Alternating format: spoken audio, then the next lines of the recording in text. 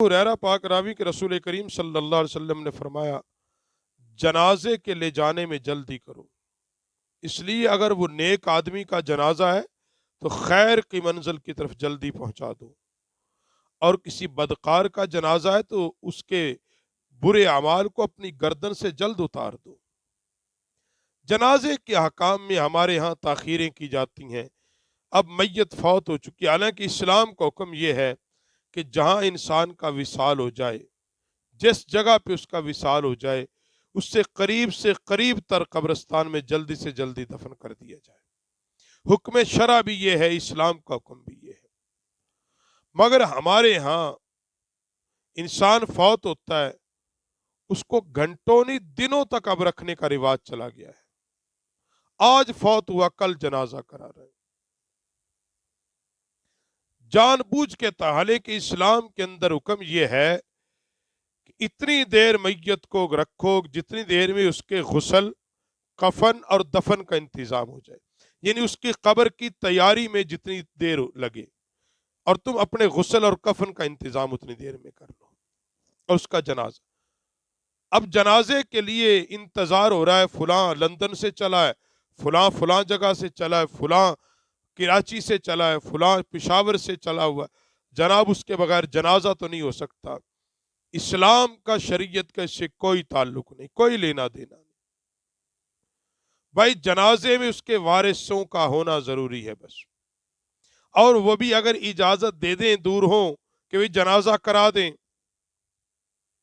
और एक इमाम हो और जनाजे में जमात के लिए 2-3 लोग हों, तो जनाजा तो हो जाएगा, जनाजा तब भी हो जाएगा। लेकिन जानबूझ के ताखीर करना, गोया कि आप उसको उसके घर और उसकी मंजिल से जानबूझ के दूर किए हुए हो। मरने के बाद एक मैयत की मंजिल क्या, उसकी कब्र, उसके, और उसको जानबूझ को वहां से दूर रखा हुआ है। और नबी करीम सल्लल्लाहु अलैहि वसल्लम ने जनाजा पढ़ने के फजाइल, जनाजे को अदा करने की फजीलत को बड़े अच्छे अंदाज में बयान किया कि आका इस्लाम ने फरमाया कि जो शख्स ईमान के तकाजे को समझकर, अपना ईमानी फरीजा समझकर, हुसूल सवाब की नीयत से किसी मुसलमान का जनाजा पढ़े, उसके साथ चले, यहां तक कि उसको दफन कर दिया जाए, वो वहां मौजूद हो, यानी उसके जनाजे से लेकर उसके दफन तक, अल्लाह के नबी अलैहिस्सलाम ने फरमाया 2 किरात सवाब अल्लाह उसको अता फरमाएगा, और 1 किरात ओहद पहाड़ के बराबर होगा। और जिस शख्स ने जनाजा पढ़ा, दफन में शरीक नहीं हुआ, 1 किरात तो अल्लाह उसको भी सवाब अता कर देगा। तो जनाजे, जब कोई फौत हो जाए, इस दुनिया से चला जाए, अल्लाह के नबी ने फरमाया मुर्दों को गाली ना दो, जो इस दुनिया से चले गए उनको गाली ना दो। और आका अलैहिस्सलाम ने फरमाया अपने मुर्दों की नेकियों का चर्चा करो, उनकी बुराइयों से चशमपोशी करो, उनके नेक अमाल को बयान करो, उनकी नेकियों का तज़किरा करो। और फिर फरमाते हैं कि इमामुल अंबिया सल्लल्लाहु अलैहि वसल्लम तशरीफ फरमा है, एक जनाजा गुजरा, सहाबा इकराम अलैहिम रिदवान उससे मरने वाले के अमाल सहले का जिक्र कर रहे थे, अच्छे अमाल का जिक्र कर रहे थे। तो आका अलैहिस्सलाम ने फरमाया इस पर वाजिब हो गई। फिर कुछ देर गुजरी, एक और जनाजा गुजरा, लोग उसकी बुराई कर रहे थे, उसके बुरे अमाल का जिक्र हो रहा था। तो आका अलैहिस्सलाम ने फरमाया वाजिब हो गई। सहाबा ने अर्ज की, या रसूल अल्लाह, दोनों पर वाजिब हुई, क्या वाजिब हुई? मेरे नबी ने फरमाया पहले पर जन्नत वाजिब हुई, दूसरे पर जहन्नुम वाजिब हुई। आका क्यों? फरमाया तुम जमीन पर अल्लाह के गवाह हो, मरने वाले के, जो फौत हुआ है तुम उसके अमाल किस जमीन पर अल्लाह के गवाह हो। पहले के बारे में तुमने अच्छा गुमान रखा, अच्छी बात की, अच्छे अमाल का जिक्र खैर किया, तो जिसको दुनिया में अल्लाह के बंदे अच्छा कहते हैं, अल्लाह उसका नाम अच्छों में लिख देता है। और एक दूसरे के मुताल्लिक ख्यालात जो थे کہ وہ برا ہے، وہ بدماش ہے، اس کی برائی کا ذکر تھا، تو فرمایا یہ بھی گواہ ہو تم اللہ تعالیٰ کی زمین پر۔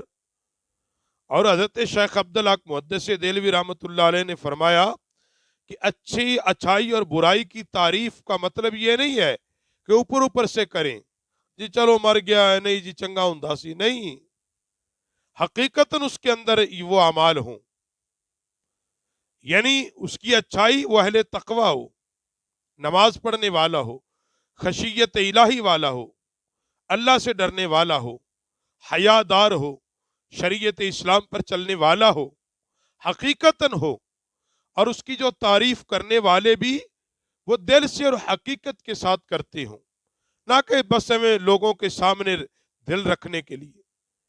اور برائی والا بھی ایسا ہی ہو، اپنی ذاتی انا کے لیے اس کی برائی کا ذکر نہ کرو، اس کی مجموعی زندگی کے اعمال دیکھو، پھر اس بنیاد پہ یہ حدیث پاک جنتی اور جہنمی ہونے کا یقین کر سکتے ہو، ورنہ ایسے ہی کسی کو اب جنتی اور جہنمی ہونے کا سرٹیفکیٹ نہیں بانٹ سکتے۔ نبی علیہ الصلوۃ والسلام نے جہاں ایک مومن کے دوسرے پر حقوق کو بیان کیا، ان میں سے ایک حق فرمایا جب کوئی فوت ہو جائے تو پھر اس کے جنازے میں شامل ہو، اس کا جنازہ پڑھو۔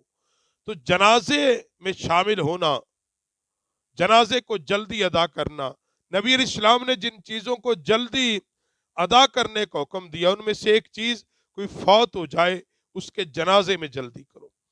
ہم جان بوجھ کے تاخیر کا شکار کرتے ہیں جس کا اسلام، اللہ اور اس کے رسول اور قرآن و سنت سے کوئی تعلق نہیں ہے، ہماری ذاتی خواہشات ہیں، اطمینان دل کے لیے ہم جو مرضی کرتے ہیں، مگر اس کو اسلام سے ہمیں نہیں جوڑنا چاہیے۔ نبی علیہ الصلوۃ والسلام نے فرمایا کہ جو فوت ہو جائے اس کو اس کی منزل تک جلدی پہنچا دو۔ اس کی منزل کیا؟ قبر ہے، اس کا جو حساب کتاب کا معاملہ وہاں پہ جو ہونے والا ہے وہاں تک جلدی پہنچا دیا جائے۔